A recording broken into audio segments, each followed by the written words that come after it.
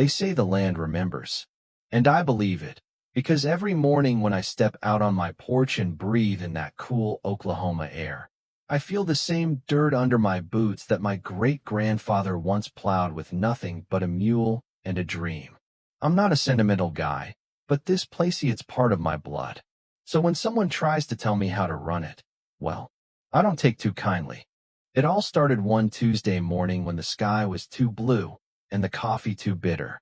I was leaning against the porch railing, sipping from my old metal mug, when I saw her, the storm in beige, heels marching up my gravel driveway like she owned it. Clipboard in hand, a look on her face like she just smelled cow manure for the first time and was personally offended by it. Her name was Gloria Hensley, president of the Morningwood Heights HOA, a place that had sprung up 5 years ago like mushrooms after rain on the edge of my property. "Mr. Wallace," she called out, her voice sugar-coated with the kind of sweetness that sticks to your teeth. "We need to have a word about your barn." I didn't flinch, just took another sip. "We do? Funny, I wasn't looking to have a word about mine." She climbed my porch steps with the determination of a woman who'd never been told no. Her smile was tight, eyes colder than a banker's handshake. "Your red barn, it's rather striking. Some of our residents have expressed concern. They feel it clashes with the aesthetic integrity of the neighborhood." I raised an eyebrow. "You mean it looks like a barn? On a farm?" Her smile twitched. "Exactly.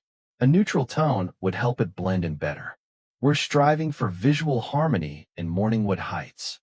"Well," I said, setting my mug down with a soft clang, "this land's been in the Wallace family since 1908.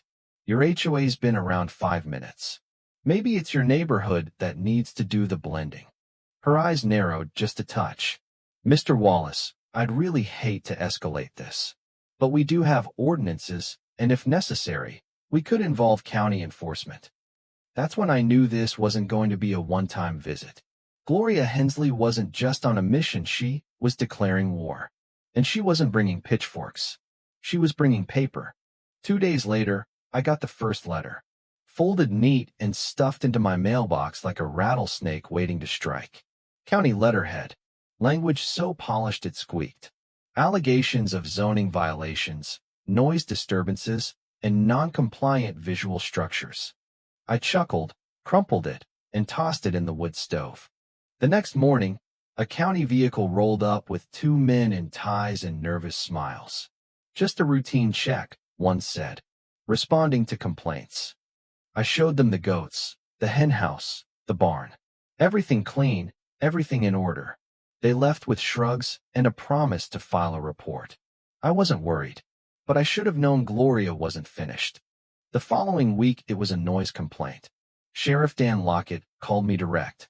"Got someone saying your rooster's waking the neighborhood at 5:12 every morning." "Dan," I said, "it's a rooster. That's what they do." "I know," he sighed. "But you know how it is if the complaints keep coming. I gotta act." "Let her keep coming," I said. "I've lived through hailstorms that caused less damage." A few days later, I noticed 2 men in suits pacing near my fence, holding blueprints and pointing like generals mapping a siege. I walked over, wiped the dirt off my hands. "Something I can help you boys with?" "Mr. Wallace, we're with the County Property Division. We've received an inquiry about your property line." My jaw tightened. "From who?" "Morningwood Heights HOA. They claimed a strip of land near the eastern fence might fall under HOA jurisdiction." I laughed right in their faces. "That fence line's been where it is for over 70 years. I've got deeds, surveys, you name it." "Still," they said, "they'd have to review the original maps." "Standard procedure." "You go ahead and do that," I said. "But if one of your people so much as steps foot past that fence without my say-so, they'll be trespassing." The next afternoon, I caught her and 2 of her cronies inspecting my fence line again. I walked over, arms crossed. "You get lost, Gloria?"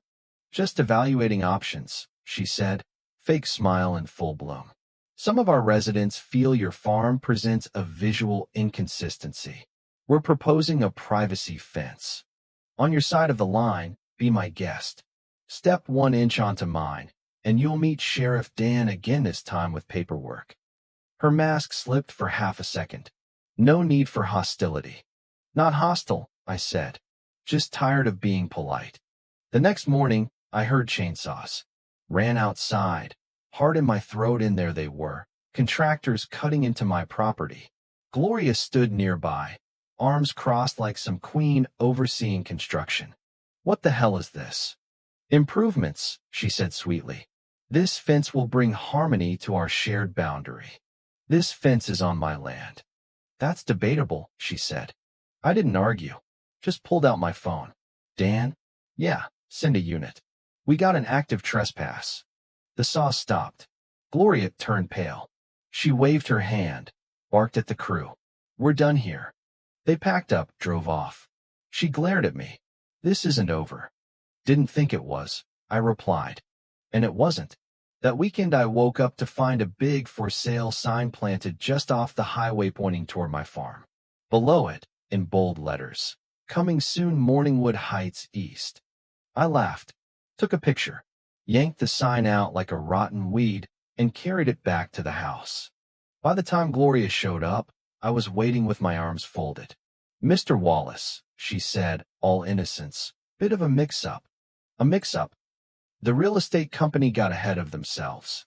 You think I'm stupid? She flinched. Try something like this again, I said, and it won't be a phone call to the sheriff. It'll be a fraud report to the state attorney. She didn't say much, just turned and left. But Gloria wasn't done. A week later, I spotted a drone hovering over my barn, just hanging there like a metal mosquito. Oh, hell no, I muttered. Called Dan again. He sighed. Private investigator. Figures. He paid her a visit. Don't know what was said, but the next day, her car was gone. The day after that, Linda Hargrove, former HOA board member and baker of excellent pie, showed up on my porch. You'll love this, she said, handing me a warm apple pie. Gloria's out. Unanimous vote. No kidding. House is on the market. Moving across town. I took a bite of that pie and let the satisfaction settle in. I didn't throw a party. I didn't pop champagne. Just made a sign big, bold, and impossible to miss. I planted it right at the end of my driveway. Wallace Farms.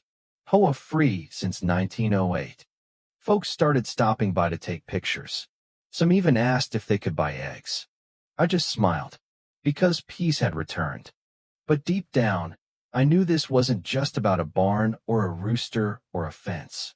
It was about pride. It was about knowing who you are and standing your ground when someone tries to take that from you.